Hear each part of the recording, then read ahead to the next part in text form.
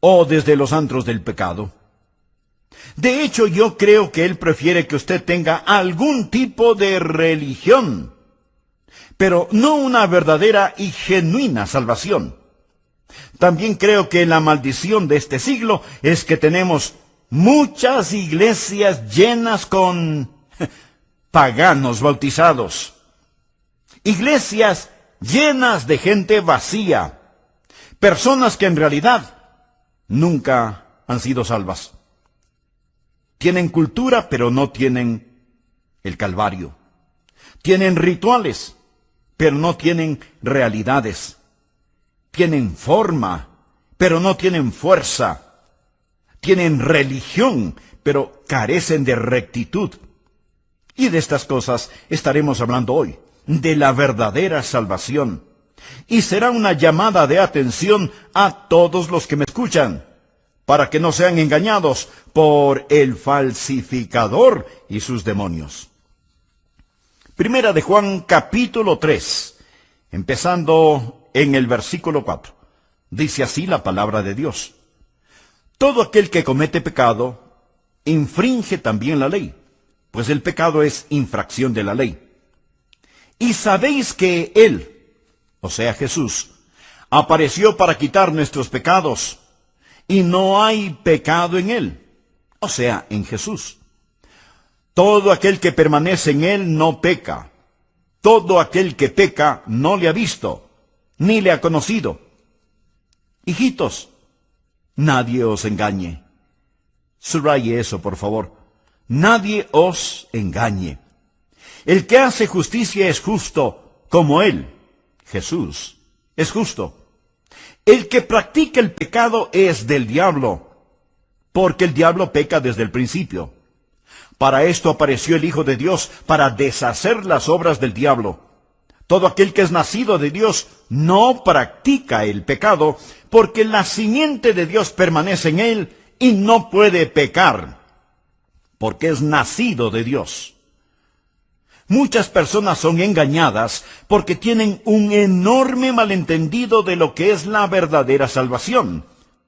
Así que tomaremos este pasaje de las Escrituras y lo dividiremos en 3 secciones. Veremos en primer lugar la rebelión. Primero, la rebelión que prueba nuestra pecaminosidad. Usted sabe que algunas veces vamos a las iglesias, nos sentamos, estamos bien vestidos y con una gran sonrisa en nuestro rostro. Pero Dios está mirando adentro en nuestro corazón, y ahí Dios lo que ve es rebelión. Primera de Juan 3:4. Todo aquel que comete pecado, infringe también la ley. Hay muchas definiciones de pecado en la Biblia. Aquí tal vez es la más clara y mejor. Todo aquel que comete pecado, infringe también la ley. Pecado es romper las leyes de Dios. En Romanos 14:23 leemos: todo lo que no proviene de fe es pecado. Esta es una buena definición de pecado. Santiago 4:17 dice: y al que sabe hacer lo bueno y no lo hace, le es pecado. Luego en Primera de Juan 5:17 se nos aclara que toda injusticia es pecado. Todas estas son definiciones de pecado, pero la más clara y concisa dice que pecado es la transgresión de la ley. En palabras más simples, bien podríamos decir, pecado es desobediencia. Verá, Dios lo hizo todo, Dios creó todo el universo, y Dios puso en ese universo leyes físicas y morales, y todo el universo trabaja de acuerdo a las leyes fijas de Dios. ¿Por qué las leyes de Dios? Porque Él quiere mantener todo en orden. Usamos mucho la frase ley y orden, porque sin ley no hay orden, y sin ley, en vez de tener un cosmos, lo que habría es un caos. Dios hizo todas las cosas, las estrellas y planetas para que se muevan en sus órbitas, las mareas en los océanos. Dios hizo su cuerpo de acuerdo a ciertos principios. Estos están incluidos en la naturaleza y en el sistema moral de las cosas. Hay leyes materiales y morales. A veces se habla de las leyes de la naturaleza. No hay tales leyes de la naturaleza. Lo que sí hay son las leyes de Dios que la naturaleza obedece. Espero que entienda esto. Usted sabe que hoy tenemos una generación de personas que hablan acerca de la Madre Tierra. Pero en realidad de lo que necesitamos hablar es acerca del Padre Dios. En vez de los días de Pascua, ahora se promueve el Día de la Tierra. Así que hay que salir y adorar al polvo. Escuche, todo el universo trabaja de acuerdo a leyes fijas. La ley de la gravedad, por ejemplo. Si usted se lanza desde lo alto de un edificio, usted no va a romper la ley de la gravedad. Usted va a demostrarla, ¿no le parece? Pero al final de esa demostración, usted estará completamente roto. Amigo, hay en la ley de Dios leyes para aquellos que transgreden la ley de Dios. Y así como en el universo físico hay leyes, también las hay en el universo moral. Tenemos los 10 mandamientos. En realidad usted no rompe los 10 mandamientos.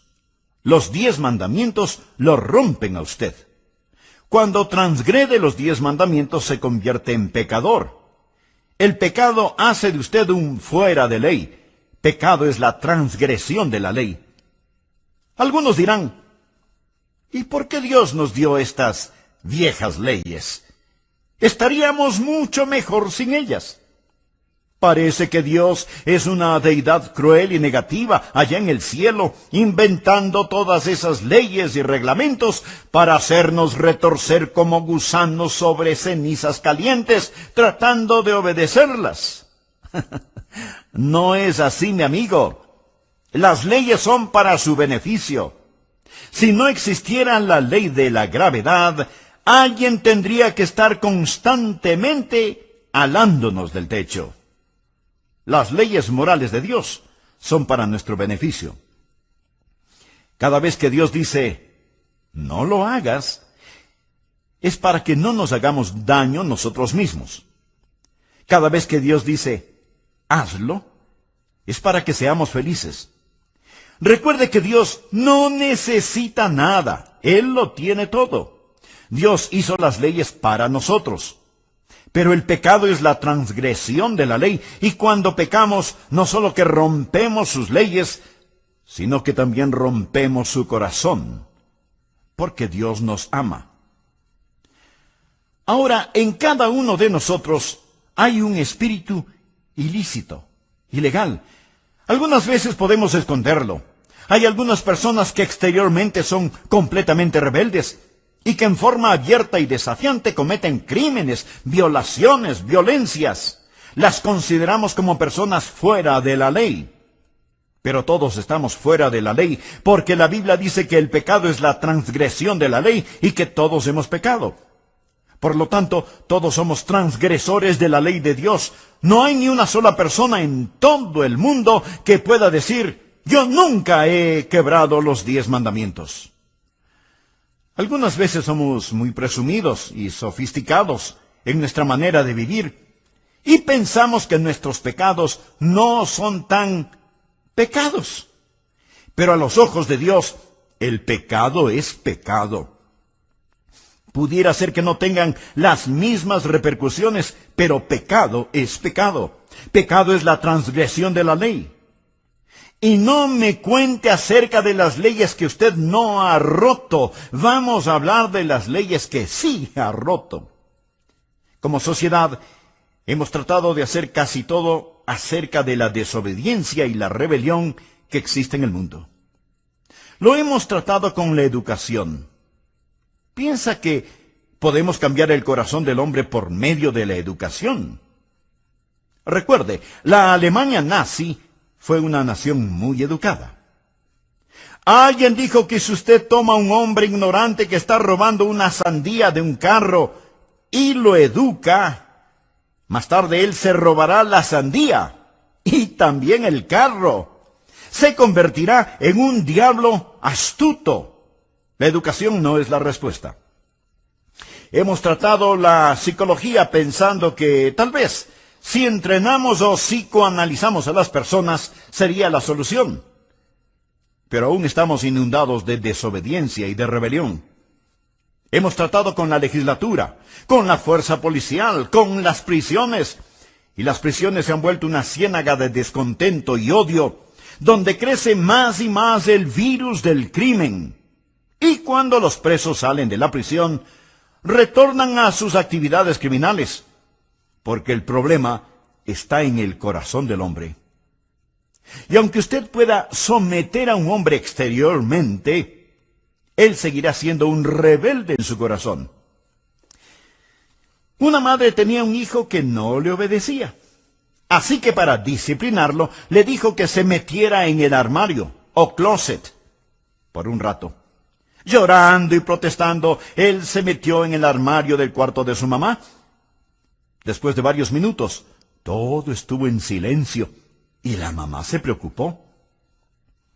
Así que fue hasta su cuarto, se acercó al armario y preguntó, Juanito, ¿qué estás haciendo? Y Juanito le contestó, estoy escupiendo en tus zapatos, en tu ropa, en tus sombreros, y seguiré escupiendo en todo lo que es tuyo. Desobediencia, rebeldía en el corazón. Tal parece que lo que necesitamos hacer es quitar a la policía de las calles y ponerla en el corazón. Espero que usted vea que la rebelión prueba nuestra pecaminosidad. Todo aquel que comete pecado infringe también la ley. El pecado es infracción de la ley. Algunos de ustedes seguramente estarán pensando que sus pecados no son tan grandes. O tal vez piense que usted no peca demasiado. Permítame hacer unas pocas preguntas. ¿Cuántos de ustedes alguna vez se han apoderado de algo que no les pertenecía? Ya sea unas monedas de la alcancía de su mamá o un juguete que estaba en el patio del vecino. ¿Alguna vez en el colegio copió las respuestas del examen del trabajo de otro compañero? Así que, vamos, conteste honestamente. ¿Cuántos de ustedes se han apoderado alguna vez de algo que no les pertenecía? ¿Cuántos de ustedes han dicho alguna mentira una vez? Que haya sido una mentira blanca o a colores no hace la diferencia. ¿Cuántos? ¿Cómo? Ninguno. Vaya, tengo una audiencia de ladronzuelos y mentirosos.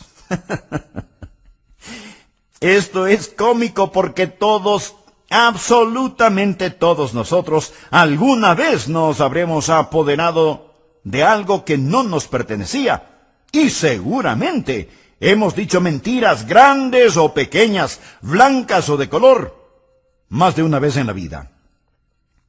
Amigo, ¿se ha dado cuenta que lo que hacemos no es el problema? El problema radica en lo que somos. Un hombre no es mentiroso porque miente, miente porque es mentiroso. Un hombre no es ladrón porque roba, roba porque es ladrón. El problema está en el corazón humano porque, como lo dijo el profeta Jeremías, engañoso es el corazón más que todas las cosas y perverso. El pecado es la transgresión de la ley de Dios y nuestras rebeliones prueban nuestra pecaminosidad. Segundo, deseo que vea la justicia que proclama nuestra condición de hijos de Dios. En 1 de Juan 3:2 leemos, amados, ahora somos hijos de Dios, y aún no se ha manifestado lo que hemos de ser. Ahora miremos a la justicia que proclama nuestra condición de hijos. Y sabéis que Él apareció para quitar nuestros pecados, y no hay pecado en Él. Todo aquel que permanece en Él no peca. Ahora, si estamos en Cristo, somos salvos. Y la Biblia dice que no vamos a pecar. Tenemos a muchas personas que dicen que son salvas, que van rumbo al cielo, pero no se ve ningún cambio en la manera en que viven, ni uno solo. Esa es la razón por la que yo los llamo paganos bautizados. No hay cambio. Escúcheme. La Biblia dice, de modo que si alguno está en Cristo, nueva criatura es, las cosas viejas pasaron, he aquí todas son hechas nuevas. Amigo, si su religión no le ha cambiado la vida, es mejor que cambie de religión. En nuestros días tenemos toda clase de fáciles creencias. La gente pregunta, ¿cree usted en Jesús? Sí. ¿Cree que Él murió por sus pecados? Claro que sí. Entonces usted es salvo. No, no lo es. Recuerde que el diablo también cree y tiembla. Usted es salvo cuando se arrodilla delante de Jesucristo, cuando hace de Jesucristo el Señor de su vida. Sí, ese es un acto de fe, ese es un cambio. Y si su religión no cambia su vida, no tiene nada de lo que la Biblia habla. Quiero dejar muy en claro lo siguiente. Usted no se salva reformando su vida. Nuestro Señor nunca nos dijo que debemos limpiarnos y que entonces Él nos salvaría. Es al revés. Venimos a Jesús como somos. Jesús no vino a salvarnos en nuestros pecados. Jesús vino a salvarnos de nuestros pecados. Veamos nuevamente 1 de Juan, capítulo 3, versículos 5 y 6. Y sabéis que Él apareció para quitar nuestros pecados, y no hay pecado en Él. Todo aquel que permanece en Él no peca. Lo que está diciendo es que si pertenecemos a Cristo, vamos a ser como Él es. El versículo 7 dice, hijitos, nadie os engañe. El que hace justicia es justo, como Él es justo. Esa es la justicia que proclama nuestra salvación. Si usted no es justo, usted no es salvo. ¿Sabe lo que significa la palabra cristiano? Significa como Cristo. Y en Cristo no hay pecado. Por lo tanto, usted no puede ser como Cristo y vivir una vida de pecado. Analicemos un poco más el versículo 6 que dice, todo aquel que permanece en Él no peca. Note la palabra permanece. Significa estar en el hogar con, habitar, morar o vivir con. Si yo le digo a alguien, ven y permanece en mi casa, en realidad le estoy diciendo, ven, vive en mi casa, habita conmigo, haz de mi casa tu hogar. Permanecer habla de la unión y de la comunión con el Señor Jesucristo. La razón por la que muchas personas todavía viven en pecado, a pesar de que sean miembros de una iglesia, es que ellas han aceptado algunos credos, pero no han aceptado a Cristo. Recuerde que todo aquel que permanece en Él no peca. Ahora, esto representa un verdadero problema porque todos sabemos que nosotros como creyentes fracasamos. Por favor, présteme mucha atención. La Biblia dice, todo aquel que permanece en Él no peca. Aquí no está hablando de una perfección sin pecado. No hay nadie sin pecado y perfecto, excepto Jesús. Si en la Biblia usted estudia la vida de los santos, descubrirá que ellos pecaron. Por ejemplo, sabrá que Abraham mintió acerca de su esposa, que Moisés perdió su temperamento, que Pedro negó al Señor, que David adulteró. Los santos del Antiguo y Nuevo Testamentos pecaron y la Biblia muestra sus faltas y fracasos. Sin embargo, aquí en esta epístola de Juan nos dice, todo aquel que permanece en Él no peca. No quiero parecer demasiado técnico, pero escúcheme atentamente. En el idioma griego, esto gramaticalmente está en el tiempo presente continuo. ¿Qué significa esto? Significa simplemente que si usted es un creyente, usted no hace del pecado su estilo de vida. Otra traducción de este versículo dice, cuando un hombre habita en Él, esto es en Jesús, no practica el pecado. Otra traducción dice, no tiene un estilo de vida pecaminoso. Y aún otra traducción lo explica de la siguiente manera: aquel que es nacido de Dios no practica el pecado. Todo esto significa la misma cosa. No peca habitualmente, no vive en el pecado.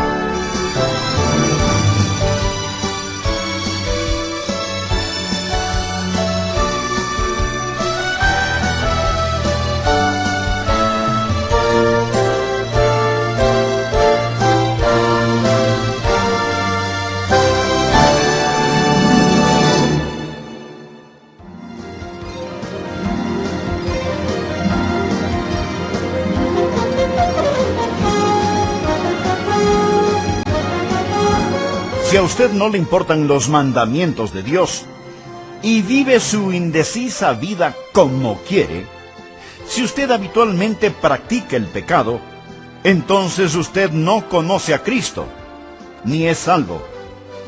El problema hoy en día es que muchos van a las iglesias sin nunca haber conocido a Jesús. Nunca han sido salvados. Y su rebeldía es prueba absoluta de su pecaminosidad. Cuando una persona nace, hereda muchas características de sus progenitores. Por eso cada padre y madre, en cuanto mira a su hijo recién nacido, buscará en él semejanzas.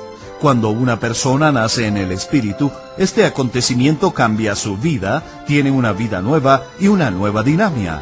Y no es que esa persona, una recién nacida en Cristo, se esfuerce por ser diferente, sino que el ser distinta a la gente del mundo es algo natural, porque es una persona nueva. Al haber tenido un nuevo nacimiento, sus deseos han cambiado. La Biblia es clara cuando dice: todo aquel que es nacido de Dios no practica el pecado. Bienvenidos a El Amor que Vale, con el Dr. Adrián Rogers. Continuamos con la serie La comunión más dulce sobre la tierra. ¿Tiene usted la seguridad de su salvación? Si Jesús está en su vida, si usted ha experimentado este nuevo nacimiento, usted debe tener la seguridad de su salvación eterna. Una vez que usted ha sido salvo, es salvo. Nunca más podrá ser no salvo. Y esto hará que ya no quiera pecar. El tema de hoy es la verdadera salvación. El Dr. Adrián Rogers, en la voz de Lenín de Llanón. Por favor, présteme mucha atención. La Biblia dice: todo aquel que permanece en él no peca. Aquí no está hablando de una perfección sin pecado. No hay nadie sin pecado y perfecto, excepto Jesús. Si en la Biblia usted estudia la vida de los santos, descubrirá que ellos pecaron. Por ejemplo, sabrá que Abraham mintió acerca de su esposa, que Moisés perdió su temperamento, que Pedro negó al Señor, que David adulteró. Los santos del Antiguo y Nuevo Testamentos pecaron, y la Biblia muestra sus faltas y fracasos. Sin embargo, aquí en esta epístola de Juan nos dice: todo aquel que permanece en él no peca. No quiero parecer demasiado técnico, pero escúcheme atentamente. En el idioma griego, esto gramaticalmente está en el tiempo presente continuo. ¿Qué significa esto? Significa simplemente que si usted es un creyente, usted no hace del pecado su estilo de vida. Otra traducción de este versículo dice: cuando un hombre habita en él, esto es, en Jesús, no practica el pecado. Otra traducción dice: no tiene un estilo de vida pecaminoso. Y aún otra traducción lo explica de la siguiente manera: aquel que es nacido de Dios no practica el pecado. Todo esto significa la misma cosa. No peca habitualmente, no vive en el pecado. No quiere decir que uno no pueda tropezar y caer. No quiere decir que uno no puede cometer algunos errores, porque si así fuera, Juan estaría en contradicción, porque él también escribió: si decimos que no hemos pecado, le hacemos a él mentiroso. ¿Se contradice Juan? De ninguna manera. Lo que él está diciendo es que cuando usted entrega su corazón al Señor Jesucristo, hay un cambio. Un cambio radical y dramático. Y ahora, porque usted es salvo, porque tiene la naturaleza de Dios en usted, la vida cambia y no practicará el pecado en forma habitual. Aclaremos esto un poco más. Primera de Juan 2:1 dice: hijitos míos, estas cosas os escribo para que no pequéis. Pero ahora ponga atención a lo que sigue. Y si alguno hubiere pecado, abogado tenemos para con el Padre, a Jesucristo el justo. El deseo de Dios para nosotros es que no pequemos. Pero si por alguna circunstancia caemos, allí está Jesucristo, nuestro abogado. Tenemos a alguien que va a interceder por nosotros en el cielo. Sigamos leyendo los versículos 3 y 4. Y en esto sabemos que nosotros le conocemos, si guardamos sus mandamientos. El que dice: yo le conozco, y no guarda sus mandamientos, el tal es mentiroso, y la verdad no está en él. Da la impresión de que Juan hubiera estado en una reunión de testimonios y escuchó a alguien decir: yo conozco a Jesús.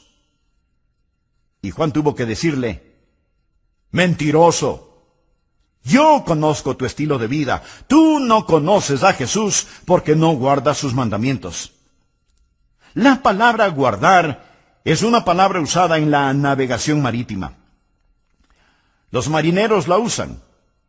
En aquellos lejanos días no existía el radar, ni los satélites de posición global, ni esas cosas que la moderna tecnología ofrece para saber en dónde están los barcos cuando cruzan los océanos.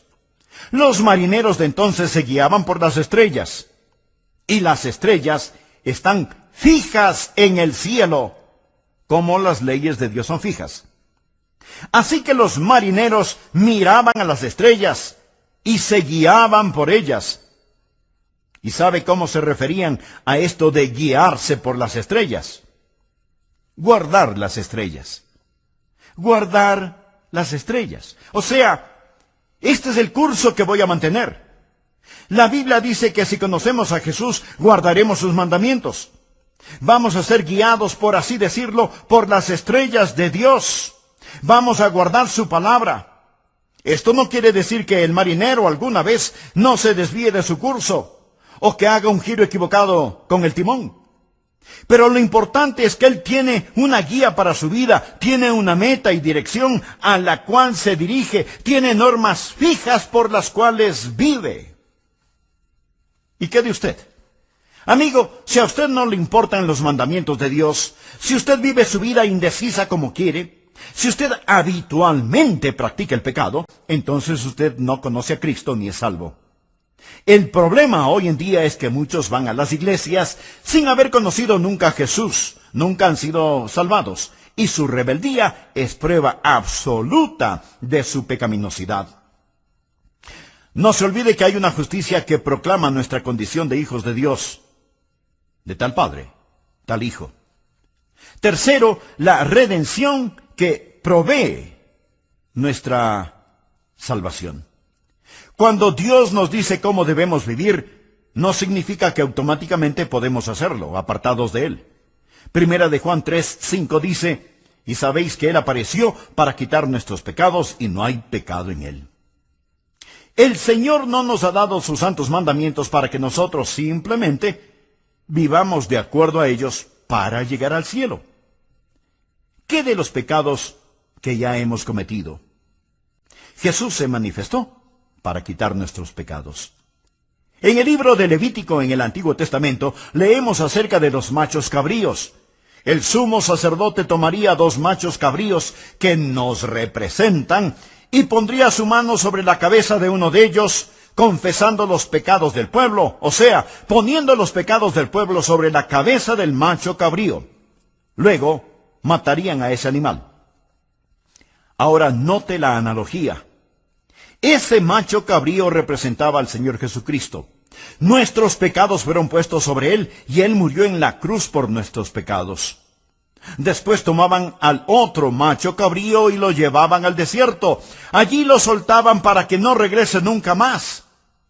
Y esto representa a Jesús, llevando nuestros pecados hasta la tumba del olvido de Dios para no ser traídos nunca más contra nosotros. ¿Cuál es la redención que provee nuestra salvación? Primero, somos redimidos de la pena del pecado. Jesús fue manifestado para quitar nuestros pecados. Cuando Juan el Bautista lo vio, dijo: «He aquí el Cordero de Dios que quita el pecado del mundo». Pero no solo nos ha redimido de la pena de nuestro pecado, sino que nos ha redimido del poder de Satanás.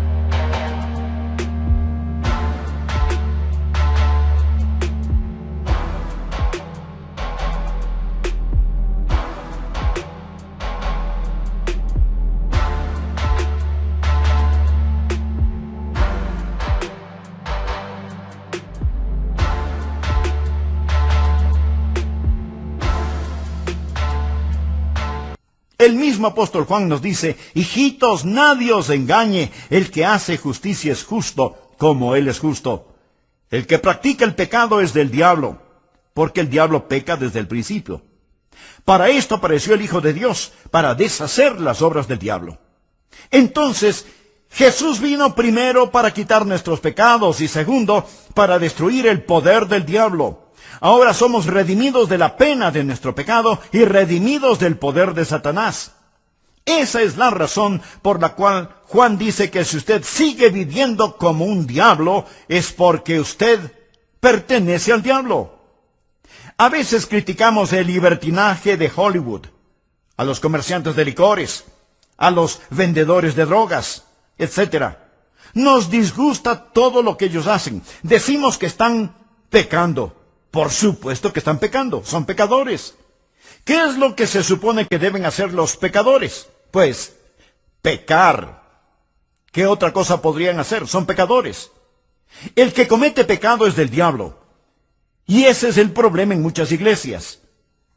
No enseñamos a la gente cómo ser salvos, simplemente los llevamos a la iglesia, y la iglesia, en vez de ser un redil, se convierte en un zoológico, y el pastor trata de que no se maten los unos a los otros. La Biblia dice: «El que practica el pecado es del diablo, porque el diablo peca desde el principio». Para esto apareció el Hijo de Dios, para deshacer las obras del diablo. La palabra deshacer en el griego no significa aniquilar. Significa hacer inefectivo, hacer inútil. Por ejemplo, en la cruz, Jesús arruinó el reino de Satanás. Lo hizo inútil, inefectivo. Satanás ya no tiene autoridad ni poder sobre usted. Antes de que usted fuera salvo, era esclavo de Satanás. No era más que un sucio juguete en las manos de Satanás. Alguien podrá decir: «No, yo era libre». Claro. Usted creía que era libre para hacer lo que le diera la gana, pero no era libre para hacer lo que debería haber hecho, porque era esclavo de Satanás. Jesús vino a darle libertad. Jesús vino a terminar con el destruidor. Y porque ahora tengo nueva vida en el Señor Jesucristo, nunca tendré que enfrentar la pena por mi pecado, porque Jesús llevó todos mis pecados. Y puedo decirle a Satanás que se vaya al infierno. Ya no tengo que escucharle. Ya no tengo que obedecerle, porque su poder ha sido destruido. Jesús ha destruido el poder de Satanás. Si usted no comprende esto, mi querido amigo, no podrá vivir la vida cristiana. Le estoy hablando de algo real, verdadero. No solo de que Jesús nos libera, sino de la redención que provee nuestra salvación. Jesús no solo nos libra del poder del pecado, de la polución espiritual, del poder de Satanás, sino que también nos libera de nuestro propio ego. Primera de Juan 3:9 dice: «Todo aquel que es nacido de Dios no practica el pecado, porque la simiente de Dios permanece en él, y no puede pecar porque es nacido de Dios. Amigo, esto me dice que soy redimido. Soy redimido de la realidad de mi ego. Verá, si Jesús solamente me salva de mi pecado, y eso es todo, todavía tengo que enfrentarme a mí mismo. Y yo soy mi peor enemigo. Pero Jesús me ha redimido de la pena de mi pecado. Jesús me ha redimido del poder de Satanás. Jesús me ha redimido de mi propio ego. Jesús no solo murió por mis pecados, sino que murió por mí, por lo que yo soy. Todo aquel que es nacido de Dios no practica el pecado, porque la simiente de Dios permanece en él, y no puede pecar porque es nacido de Dios. Ahora escúcheme con atención. Cuando usted fue salvo, adquirió una nueva dinámica. Jesús la identifica como nacer de nuevo. Cuando yo nací la primera vez, tuve vida física. Cuando recibí a Jesucristo como mi Salvador personal y Señor, recibí vida espiritual. Recuerde lo que Jesús le dijo a Nicodemo. Lo que es nacido de la carne, carne es. Lo que es nacido del Espíritu, Espíritu es. Todos los seres humanos tienen un nacimiento carnal. No todos los seres humanos tienen un nacimiento espiritual. Note bien lo que dice la palabra de Dios. Todo aquel que es nacido de Dios. ¿Cómo es que podemos ser nacidos de Dios? Yo nací de Rosa y Arden. Ellos fueron mis padres físicos. ¿Quiénes son mis padres espirituales? La palabra de Dios y el Espíritu de Dios. En el vientre de la gracia me hicieron una persona nueva. La Biblia dice, siendo renacidos no de simiente corruptible, o sea, del esperma del hombre, sino de incorruptible por la palabra de Dios. Así, la Biblia es mi Padre espiritual. Y usted no puede separar el Dios de esa palabra de la palabra de ese Dios. Ahí nací. Y también del Espíritu que reanima y da vida. Lo que es nacido del Espíritu, Espíritu es. Usted toma la palabra de Dios y el Espíritu de Dios, y hay una concepción en el vientre de la gracia, y usted viene a ser una persona nueva.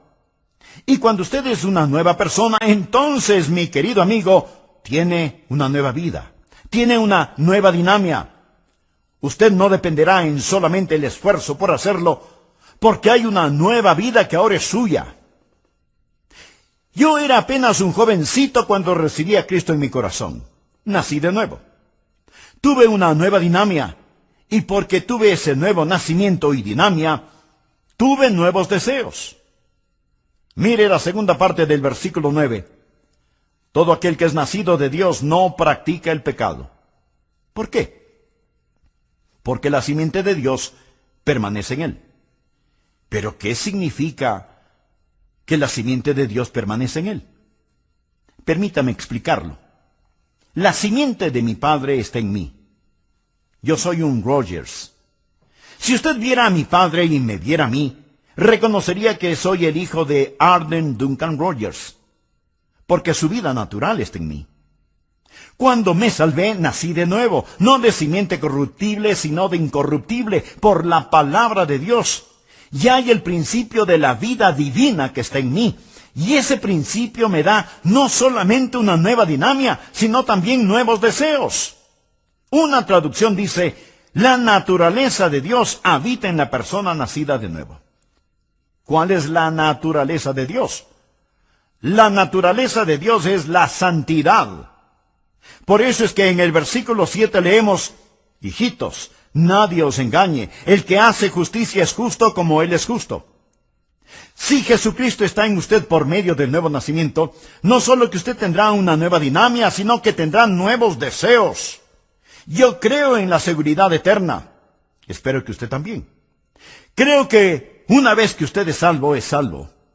Nunca jamás podría ser no salvado, tanto como no podría ser no nacido. Soy nacido de Dios.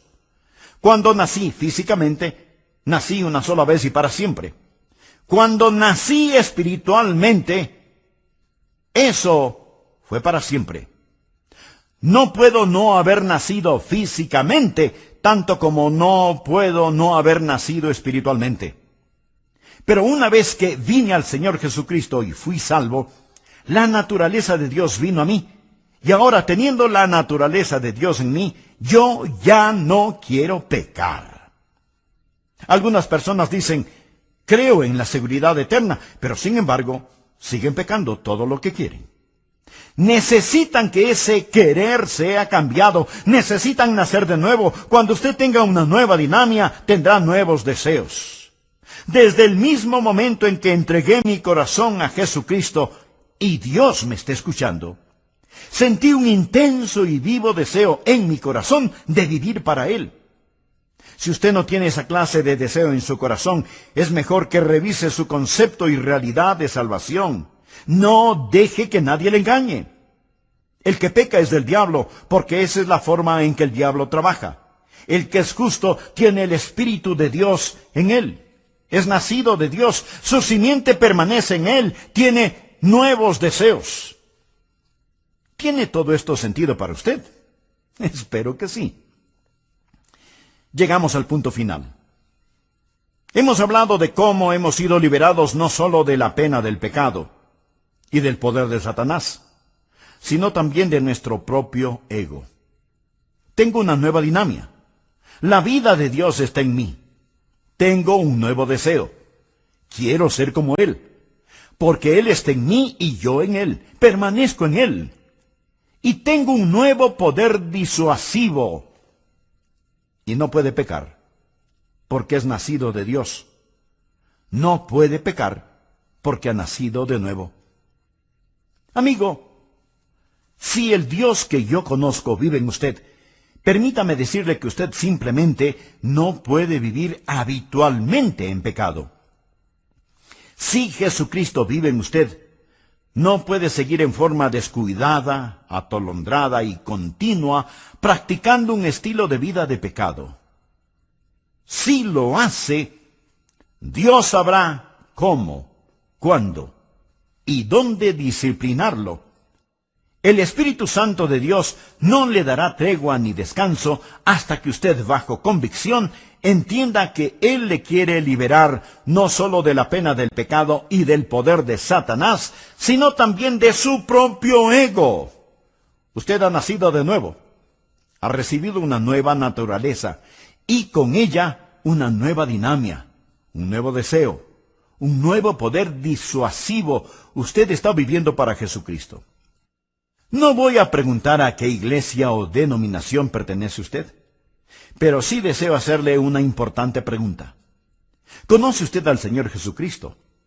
Recuerde que hay una rebelión que prueba nuestra pecaminosidad, que el pecado es la transgresión de la ley de Dios, que hay una justicia que proclama nuestra condición de hijos de Dios. Esta es la forma en que sabemos que hemos sido salvos.